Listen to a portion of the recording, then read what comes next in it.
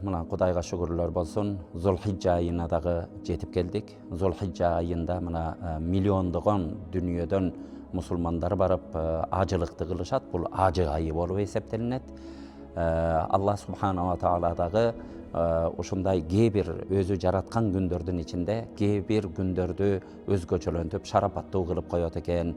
Анын соопторун ушундай бир өйдө сооптуу кылып коёт экен. Эмне үчүн дегенде өзгөчөлөнтүп койгону ушул экен. Адамдар дагы бир жолу ушу жакшылык иштерде жарышсын, ыймандары күч кубат алсын, ушунда Алла Таалага болгон сүйүүлөрү күчөсүн деп, ушу жараткан күндөрүнүн кээ бирөөлөрүн өзгөчөлөнтүп коет экен. Ошо өзгөчөлөнткөн күндөрдүн ичинде ушу Зулхиджа айынын мына 2-чи күнүндө турабыз. Зулхиджа айынын баштапкы 10 күнүн Алла Таала өзгөчөлөнткөн күндөр. Kur'an-ı Kerim'de vel fecri ve layalin aşır, men atkan taң menen kasam içemin, 10 tün menen kasam içemin dep Allah Taala kasam içken. Bul 10 tündü ağlımdarыбыз ушунтет, ошо Зулхиджа айынын баштапкы 10 күнү ошо Алла Тааланын касам ичкен күндөрү деп.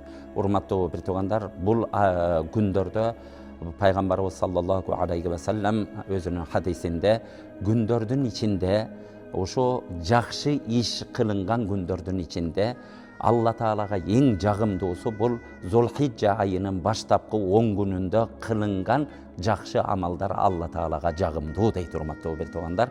Ошон үчүн ушул күндөрдө көбүрөөк ибадат кылалы, көбүрөөк Алла Таалага шүгүрлөрдү келтирели, Алла Тааланы улуктайлы, нафил намаздарды окуйлу, садакаларды берели, орозолорду туталы.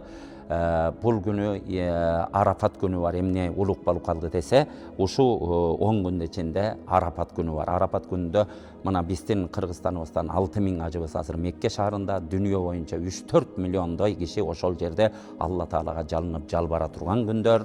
Арафат күнү эми биякта калгандарыбыз орозо тутат турган болсо, Пайгамбарыбыз саллаллаху алейхи ва саллям ошо Арафат күнү орозо туткан адамдын бир жыл мурунку күнөөлөрү кечирилет, бир жыл келаткан кийинки жылдагы күнөөлөрү кечирилет. 2 жылдын күнөөсүнүн кечирилишине себеп болгон күн. Бул күндөрдү ушундай көп садака берүү менен, Аллага жакындоо менен өткөзүштү Кудай Таала ар бирибизге насип кылсын.